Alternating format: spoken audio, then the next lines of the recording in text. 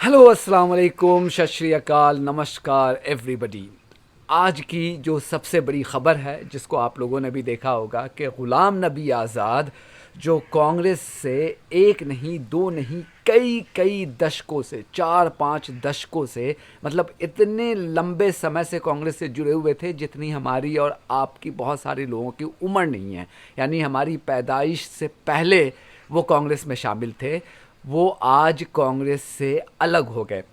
आशंका तो जताई जा रही थी चूँकि वो G23 जो 23 जो बागी लीडर है कांग्रेस के, उसके की लीडर थे और बहुत दिनों से कांग्रेस के ख़िलाफ़ और लीडरशिप के ख़िलाफ़ इनडायरेक्टली डायरेक्टली बोलते आ रहे थे। लेकिन आज उन्होंने फॉर्मली कांग्रेस से अपना नाता तोड़ दिया। कोई बड़ी बात नहीं है, पार्टी में लोग आते हैं जाते हैं, कोई बड़ी बात नहीं है। लेकिन जो सबसे बड़ा मुद्दा इस वक्त ये है कि उन्होंने पार्टी छोड़ी है ये नहीं, जो उन्होंने अपने 2 पेज के रेजिग्नेशन लेटर में लिखा है, मतलब वो बॉम्बशेल है। I mean literally a bombshell. 2 दिन पहले जयवीर शेरगिल ने भी पार्टी छोड़ा, किसी ने चू चरा नहीं की। इसके पहले ज्योतिरादित्य सिंधिया ने पार्टी छोड़ी और जितिन प्रसादा ने पार्टी छोड़ी। बहुत सारे लीडर पार्टी छोड़ते आ रहे हैं, चूँकि जाहिर सी बात है कि कांग्रेस पार्टी पावर में नहीं है। 2014 के बाद न सिर्फ वो सेंटर से ख़त्म हो गई है, बल्कि स्लोली डिफरेंट स्टेट्स में भी उसकी सरकार जाती रही है पार्टी की। तो लोग जो हैं वो बीजेपी में जा रहे हैं जहाँ पे उनको पता है कि पॉलिटिकल फ्यूचर उनका है, उनको मिनिस्ट्री मिल जाएगी और उनको वो प्रिविलेजेस और द वीआईपी ट्रीटमेंट वहाँ मिलेगी। कांग्रेस में शायद नहीं मिलेगी। तो ये तो होता रहा है। लेकिन ग़ुलाम नबी आज़ाद जैसे लीडर का कांग्रेस छोड़ना, और मैं बता रहा हूँ जो वीडियो बना रहा हूँ ये उनके रेजिग्नेशन पे मैं नहीं बना रहा हूँ, वीडियो बना रहा हूँ ये कांग्रेस के लीडरशिप की जो नाकामी है कि किस तरह से बोथ सोनिया गांधी और राहुल गांधी ने पिछले कई सालों से अपने आसपास जो चाटुकार हैं, जो ऑपर्चुनिस्ट हैं, जो सिकोफेंट्स हैं, अपने आप को उन लोगों से घेरा हुआ था। उसका एक बहुत बड़ा एग्जाम्पल आज ये है। तो उस पर बात करनी है। बहरहाल जो उन्होंने लेटर में लिखा है, अपने लेटर में उन्होंने, अब जाहिर सी बात है कि अब पार्टी छोड़नी है तो कुछ ना कुछ तो ब्लेम करना है। तो अब उन्होंने मामला क्या उठाया है, जो आपको याद होगा कि कांग्रेस के ज़माने में जब मनमोहन सिंह प्राइम मिनिस्टर थे और राहुल गांधी उस वक्त कोई प्रेसिडेंट वगैरह नहीं थे, लेकिन एक ऑर्डिनेंस उन्होंने फाड़ दिया था और मनमोहन सिंह फॉरेन ट्रिप पे थे और उसके बाद काफ़ी हंगामा हुआ था इस पे और काफ़ी मतलब ये कहा गया था कि ये प्राइम मिनिस्टर पद की भी इज़्ज़त नहीं करते हैं और ये कैसा है, ये तो रिमोट कंट्रोल से सरकार चल रही है। नाम की सरकार है मनमोहन सिंह की, लेकिन असल में जो रिमोट कंट्रोल है वो गांधी इसके पास है। उसी रिमोट कंट्रोल का इन्होंने अब जिक्र किया है। इन्होंने कहा है कि 2013 में जब से Rahul Gandhi as a vice president बने कांग्रेस के, तब से जो डिसीजन मेकिंग प्रोसेस है कांग्रेस में वो डिमोलिश हो गया है। उनके अल्फाज हैं कि उन्होंने डिमोलिश कर दिया है। फिर उन्होंने ये कहा कि जो रिमोट कंट्रोल से सरकार चलती थी पहले UPA 1 और UPA 2 में, अब रिमोट कंट्रोल से पार्टी भी चलने लगी है। उसके बाद बहुत सारी चीज़ें लिखी हैं, लेकिन ये जो 2 चीज़ हैं इसको मैं इसी पे मुझे लगा कि देखिए मैं किसी पार्टी का कोई सपोर्टर तो हूँ नहीं। जिसको पार्टी में आना है जाए, आम आदमी पार्टी ज्वाइन करना है, बीजेपी ज्वाइन करना है, उससे मेरा क्या। मैंने उस दिन ट्वीट भी किया था कि सानू की मतलब मुझे क्या है, क्या होता है। लेकिन जो कॉन्ट्राडिक्शंस हैं, as a journalist it's my duty to highlight those contradictions. कि इनको अब याद आ रहा है कि ऑर्डिनेंस राहुल गांधी ने फाड़ा था वो गलत था। ये हुआ था मेरे ख्याल में कम से कम तो 10 साल पहले की बात है। ये 10 साल में इनको याद नहीं आया, ये कुंभकर्ण की तरह सो रहे थे, इनको पता ही नहीं चला, या फिर इतने बेवकूफ़ थे कि इनको 10 साल लग गए जानने में। दूसरा, उन्होंने कहा कि रिमोट कंट्रोल से सरकार चलती थी। रिमोट कंट्रोल से सरकार, बीजेपी हमेशा से ये इल्ज़ाम लगाती रही है कि रिमोट कंट्रोल से गांधी जो है वो सरकार चलाते थे। नाम के मनमोहन सिंह थे, लेकिन असल सारा डिसीजन यही दोनों माँ बेटा लेते थे। ये बीजेपी और बहुत सारी अपोजिशन पार्टीज़ जो हैं, जो कांग्रेस की जो पॉलिटिकल राइवल्स हैं, वो ये चीज़ें कहते आ रहे हैं। तब ग़ुलाम नबी आज़ाद को पता नहीं उनको क्या हो गया था कि ज़बान में आवाज़ नहीं थी, ताकत नहीं थी, बेचारे बोल नहीं पा रहे थे। अब इस शख्स की पॉलिटिकल हिस्ट्री आप देखिए। मतलब मैंने कहा ना कि इनकी पॉलिटिकल हिस्ट्री तो इतनी लंबी है जितना मेरी और बहुत सारे जो आप लोग वीडियो देख रहे हैं उनमें से आपकी पैदाइश भी नहीं हुई होगी।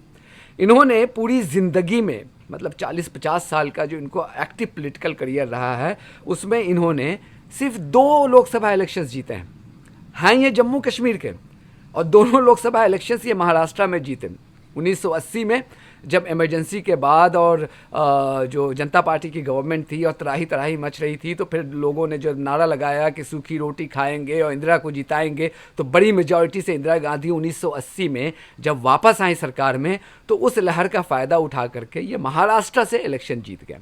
और दूसरी मर्तबा जब इलेक्शन कब जीते, 1984 में, जब इंदिरा गांधी के मर्डर के बाद 1984 में अक्टूबर में जब इंदिरा गांधी का असैसिनेशन हो गया और उसके बाद राजीव गांधी जब दोबारा से इलेक्शन वो लड़े, तो सहानुभूति का जो वोट था, सिंपैथी वोट था, जिसकी वजह से उनको 400 से भी ऊपर सीट्स मिले थे राजीव गांधी को। तो उस वक्त उस वेव का फ़ायदा उठा करके ये दूसरी मर्तबा लोकसभा के मेंबर बने थे। उसके बाद से ये बात है 1984 की, और ये 1989 तक 89 तक ये लोकसभा के मेंबर हैं। 1989 से लेकर अब तक, मतलब पिछले साल तक 2021 तक ये साहब राज्यसभा में रहे हैं। जी हाँ, 6-6 साल का टर्म राज्यसभा में कंटिन्यूअसली ये गुजार रहे हैं साहब राज्यसभा में। किनकी मेहरबानी की वजह से भाई? उन्हीं राहुल गांधी और सोनिया गांधी की मेहरबानी की वजह से ना राज्यसभा में आप पड़े हुए थे। कई इंपॉर्टेंट मिनिस्ट्रीज मिली, इंपॉर्टेंट मिनिस्ट्री, मतलब पार्लियामेंट्री अफेयर्स मिनिस्टर और क्या क्या, सिविल एविएशन और पता नहीं और कितनी सारी मिनिस्ट्री जो सेंट्रल गवर्नमेंट में मिली। एक बार ये साहब जम्मू कश्मीर के चीफ मिनिस्टर भी बन गए कुछ साल के लिए, जब पीडीपी के साथ कांग्रेस ने अलायंस किया था। तो साहब को सिविलियन अवार्ड भी मिला हुआ है, मतलब जो 3rd हाईएस्ट सिविलियन ऑनर है वो भी साहब को मिला हुआ है वहाँ पे। मतलब और 2014 में ये कह रहे हैं कि 2014 में ये हवाला दे रहे हैं कि कांग्रेस तो हार गई 2014 में, और उसके बाद से हमने 39 आउट ऑफ 49 असेंबली जो इलेक्शंस हैं वो आप लोगों की लीडरशिप में हम हार गए हैं, तो therefore your leadership is absolutely rubbish. Could be, clearly दोनों की लीडरशिप पे सवाल उठते रहे हैं, सोनिया गांधी राहुल गांधी के लीडरशिप पे, और जायज़ सवाल सब हैं, लेकिन मतलब उसको भी 8 साल होने को आ रहे हैं 2014 को। 2014 से लेकर के 2021 तक साहब लीडर ऑफ पार्टी थे, यानी जो राज्यसभा में तब कांग्रेस की मेजॉरिटी होती थी, तो साहब लीडर ऑफ पार्टी होते थे। सोचिए कितना बड़ा पोस्ट है, इसका आपको अंदाज़ा नहीं होगा। मैं आपको एक कहानी सुनाता हूँ, आपको अंदाज़ा हो जाएगा। 2019 के लोकसभा इलेक्शंस में एक पॉलिटिकल लीडर हैं, उन्होंने मुझे इनवाइट किया कि भाई आज आप मेरे चार्टर्ड प्लेन से चलिए, मैं जा रहा हूँ इलेक्शन कैंपेन में। और उस ज़माने में आपको याद है कि मैंने राहुल गांधी का भी इंटरव्यू किया था उनके चार्टर्ड प्लेन में जा करके, तो मैं इलेक्शन कवर कर रहा था। तो उन्होंने मुझे इनवाइट किया, उन्होंने कहा कि आप जो टर्मिनल 1 है दिल्ली का, उसके टर्मिनल 1 के वीआईपी गेट पे आप मुझसे मिलिएगा। चूँकि चार्टर्ड प्लेन जिनकी होती है वो वीआईपी गेट से जाते हैं, नॉर्मल गेट से नहीं जाते हैं। तो मैं वहाँ जा रहा था उनका इंतज़ार करने के लिए। मैंने अपना एक कैब लिया जो ओला का था या ऊबर का था, वो लेकर के वहाँ पे गया। आप यकीन मानेंगे कि जहाँ से जो डोमेस्टिक टर्मिनल है, टर्मिनल 1D जिसको कहते हैं, वहाँ पे एंटर करने के लिए जो 1 किलोमीटर की रोड है, वो रोड पूरी ब्लॉक थी। मैंने कहा क्या बात है, मतलब क्या ब्लॉक क्यों है? क्यों? इसलिए तो नहीं कि जिस लीडर का मैं इंटरव्यू करने जा रहा हूँ वो बहुत बड़ा लीडर है तो उसकी वजह से तो नहीं हो रहा है। नहीं जनाब, उस लीडर की वजह से रोड ब्लॉक नहीं था। पता ये चला कि ग़ुलाम नबी आज़ाद साहब आ रहे हैं। मैंने कहा यार क्या बंदे का टशन है, क्या जलवा है यार। कांग्रेस पावर में नहीं है 2014 से, और ये 2019 में पूरी सड़क मोदी राज्य में साहब के लिए बंद कर दी गई है। मैं वहाँ से पैदल चला 1 किलोमीटर जा कर के, खैर मैं गया।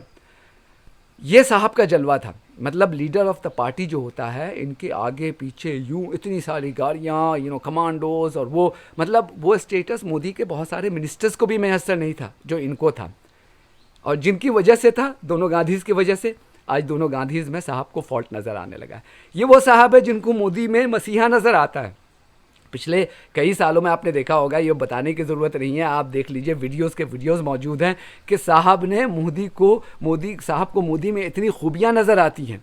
मतलब क्या कहा जाए इसको। ये जम्मू कश्मीर से आते हैं, अपने आप को मुसलमानों का नेता मानते हैं, और आपको पता है कि मोदी पे कितने संगीन इल्ज़ाम है 2002 के कम्युनल राइट्स और उसके बाद भी जो उनकी सरकार में मुसलमानों के साथ इंडिया में हो रहा है। लेकिन इन साहब को मोदी में मसीहा नज़र आते हैं। तो बहरहाल ये फैक्ट आपको जानने की ज़रूरत है। मेरा कहना ये है कि आप पार्टी से निकलिए, लेकिन इतने दोगले तो ना बनिए ना कि जिस पार्टी ने जिन लोगों की मेहरबानी की वजह से आप यहाँ तक पहुँचे हैं, आज उन्हीं लोगों को आप ब्लेम कर रहे हैं। और एक मशवरा दोनों गांधीज़ के लिए भी कि भाई अपने आसपास में जो आपने चाटुकारों की फ़ौज जमा कर रखी है, ये तो शुरुआत हो गई है, धीरे धीरे ऐसा ये होगा कि आप अकेले पड़ जाएंगे। अब तो सीख लो भाई, अब तो सीख लो, कम से कम अब ऐसे लोगों को अपने आसपास रखो जो सेक्युलरिज्म की आइडियोलॉजी में यकीन रखती है, ना कि मंत्री पद और राज्यसभा सीट और टॉप पोजीशन की वजह से आपके आसपास होते। इतनी अकल तो हो जानी चाहिए। आप लोगों ने मुल्क चलाया है, पार्टी चलाई है, इतनी बड़ी पार्टी इतने सालों से, कुछ तो अकल होनी चाहिए। कहाँ आपकी अकल घास चढ़ने चली गई है।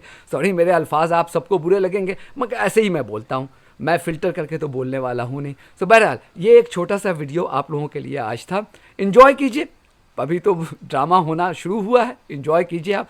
लेकिन अब हम रुख करेंगे यहाँ से एशिया कप का। आने वाले दिनों में एशिया कप के टूर्नामेंट्स हो रहे हैं क्रिकेट के। इंडिया पाकिस्तान का मैसिव क्लैश है संडे को। मेरी भी नज़र उस पर होगी, उस पर एनालिसिस भी करने की कोशिश करेंगे। Whichever team you are support, I think it's going to be a cracker of a match. So anyway, take care, God bless you all, and please stay safe.